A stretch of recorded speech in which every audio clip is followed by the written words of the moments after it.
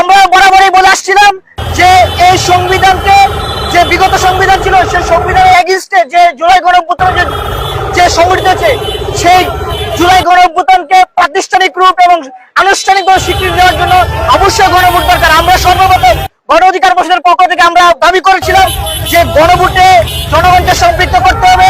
সেটাকে আমরা শুরু থেকে গণভোটের পক্ষে ছিলাম, কিন্তু বাস্তবিক করতে এখন নির্বাচন একেবারে সন্নিকটে। সেক্ষেত্রে নির্বাচনের পূর্বে একটি গণভোট করার জন্য কতটা পরিবেশ রয়েছে সেটা নির্বাচন কমিশন বলতে পারবে। আমরা মনে করি সরকার যদি আন্তরিক হয়, রাজনৈতিক দলগুলো যদি আন্তরিক হয়, সেক্ষেত্রে নির্বাচনের আগে গণভোট সম্ভব। আর যদি সেটা সম্ভব না হয় তাহলে নির্বাচনের সাথে তারা গণভোট করতে পারে, আমরা সেটাকেও সমর্থন দিব। আমরা দেখেছি যে এখানেও যে নরসুন্দর নদীর বিভিন্ন জায়গায় দখল করে লুটেরা শ্রেণীর এক শ্রেণীর লোকেরা দখল করে নানাভাবে অবস্থান করছে, সেখানে নানা ধরনের অবকাঠামো নির্মাণ করছে। আমরা এগুলো উচ্ছেদ করে ভবিষ্যতে আমরা সেগুলোকে স্বাভাবিক পরিবেশে নিয়ে আসবো। পাশাপাশি আপনারা জানেন যে বাংলাদেশ একটি কৃষি প্রধান দেশ এবং কিশোরগঞ্জ হচ্ছে অন্যতম একটি কৃষি প্রবণ এলাকা। এই এলাকার মানুষের প্রায় 80% মানুষ হচ্ছে কৃষক।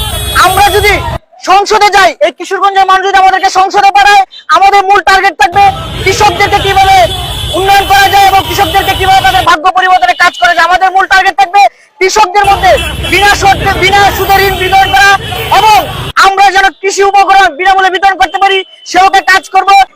বিগত সময়ে ফ্যাসিবাদ বিরোধী লড়াই সহ আওয়ামী লীগের সকল দুঃশাসন, দুর্নীতি, লুটপাটের বিরুদ্ধে আমরা সবসময় সোচ্চার ছিলাম। আমাদের দলের নেতাকর্মীরা বিভিন্ন সময় আওয়ামী লীগের বিরুদ্ধে রাজপথে বারবার হামলা, মামলা, জেল নির্যাতনের শিকার হয়েছে, তারপরে কিন্তু আমরা রাস্তা থেকে সরে যাইনি। ইভেন জুলাই গণঅভ্যুত্থানেও আমাদের দলের প্রধান নুরুল নূর তিনি কারাবরণ করেছিলেন, আমি কারাবরণ করেছিলাম, কিন্তু আমাদের নেতাকর্মীরা কখনো আপোষ করে নাই।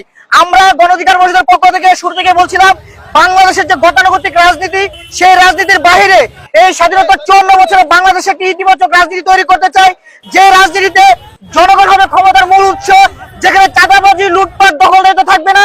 আমরা চাই এই কিশোরগঞ্জ গণ অধিকার পরিষদের পক্ষ থেকে আমাদের যে যাত্রা, সেই যাত্রা আমাদের মূল লক্ষ্য থাকবে, মূল টার্গেট থাকবে কিশোরগঞ্জকে চাঁদাবাজ মুক্ত করা, দুর্নীতি মুক্ত করা এবং দখলদার মুক্ত করা। আমরা জুটে যাবো কিনা বিষয়টা কোনো পরিষ্কার নয়, তবে আমরা জাতির এবং দেশের বৃহৎ স্বার্থে জুটের বিষয়গুলো এখন আলাপ চলমান রয়েছে। আমরা বিভিন্ন রাজনৈতিক দলগুলোর সাথে আলাপ করছি, তবে আমাদের মূল টার্গেট হচ্ছে আমরা ট্রাক মার্কায় নির্বাচন করবো, জুটে যায়।